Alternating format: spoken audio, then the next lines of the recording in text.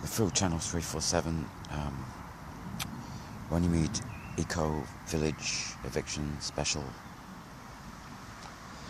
coming to you from the full side of the hill. Some like to say, the full on the hill. That's the view I got. I'm in the meadow, and it's a bit windy, but the sun's out, and I'm just catching some of it. I'm going to be lazy Saturdays. Always lazy Saturdays, Sundays, Mondays, Tuesdays, Wednesdays. Lazy days at Runnymede.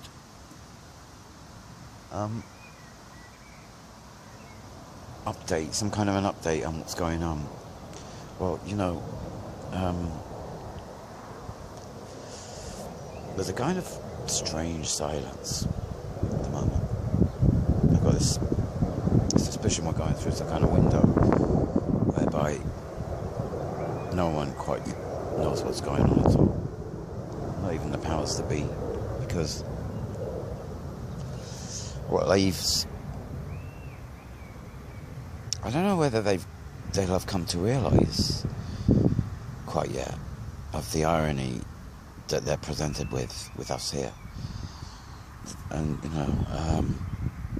or maybe they are coming to realise the irony of us here on the hill at the time of a Magna Carta celebration.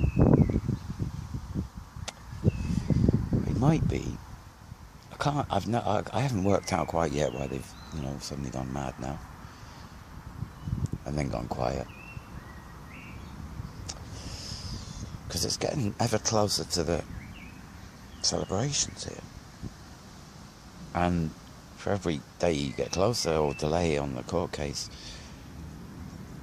so it appears the kind of strange scenario that might unfold whereby we're getting as much publicity as we could ever hope for right on the Magna Carta celebrations live. And what I quite like personally, because I've been waiting for it for a while now, is to go live from inside. Those people who are here, well, that includes me. Anyone else who wants to go live on camera, and I don't mind particularly whose camera initially.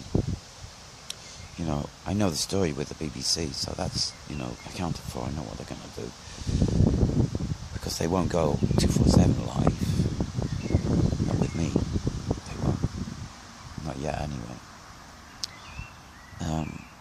So we're going to try and do our own, and it's it's pirate, it's pirate. The idea is pirate. And I'm sure there's plenty of people out there, interested in film and media, and, get the idea that some people here who've been here for a while now know the story, and it might even be worth picking up on some of us. I'm trying to get some kind of coordinated live output from here, because there's a story inside as well as outside. And the story inside is really, well, you don't want to jump to conclusions these days, because every day presents something slightly different. But for me at the moment, it's a personal story, as in as much as we're sorting an inside story out, which is going through some kind of metamorphosis, and is as such inconclusive. Well, for me anyway, and the reason for it's inconclusive to me is simple, in that, when we talk about the word consensus, and this is why, I kind of don't want to preempt what already happens on site, because at the end of the day it's very simple, and people get the hang of it, and, black and white, you might say. Well, it doesn't take long for intelligent people to catch on. See, the idea of consensus, even in Babylon, this I said yesterday, even in Babylon, even they've got it half right, even though it might be a fraud, right? Forget that for the moment. You get sent pieces of paper and you fill them out, and you feel as if, you're getting your say, or you're kind of putting in data that they're going to read and find out about you on. I should have covered the microphone. I didn't do that, so I hope it's not too bad. I listen to it. And at least that's half right. Half right in that, well, you should have had actually someone come and talk to you, but you didn't. You got a piece of paper instead. They have to do that work. That's what it says it does. What it's meant to do. Well, that's true here too. When you want a consensus on an issue, people need to be asked, and so those who find themselves not asked about an issue that comes up should stand up and say, look, hang on a minute, you didn't ask me. I don't, and that's me. That's what I'm doing. How did you get to your consensus? How many people were asked? I don't know the full story of that one, and it's just an unwinding story, so it's like, that's me at the moment. And I'm going to adapt this, but I started a party called the Conversative Party a few days before the elections, as a kind of joke. So I might change the name, but I'm starting a party or conversation-based meetings where I'll explain it sometime, but I think it comes in about 9 levels of awakening. And you would know that from the first step, you're not considered to be conscious of yourself until the 3rd step. And you know that when you get that, because it's confirmed. You just know. You can't not know. If you just think it, you're not there. You can be in the 1st and 2nd, if you think. But when you know you're on the 3rd. It's as simple as that. But you have to start.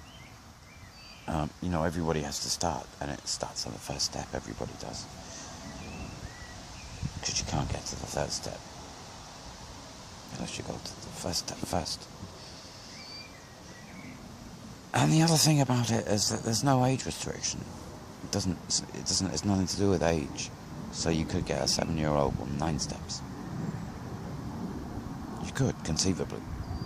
There's nothing to say you couldn't. It's not about age. It's nothing to do with age as we know it. It's to do with conversation, talking, stories, how you tell it, where you came from. The details of the stories you went on your journey, those things. And you know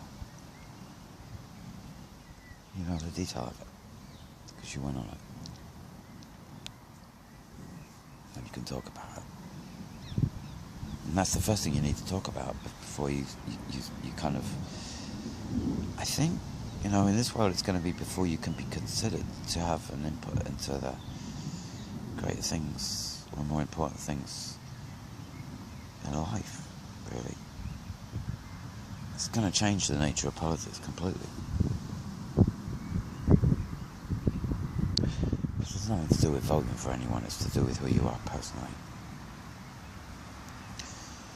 Nothing to do with voting for anyone.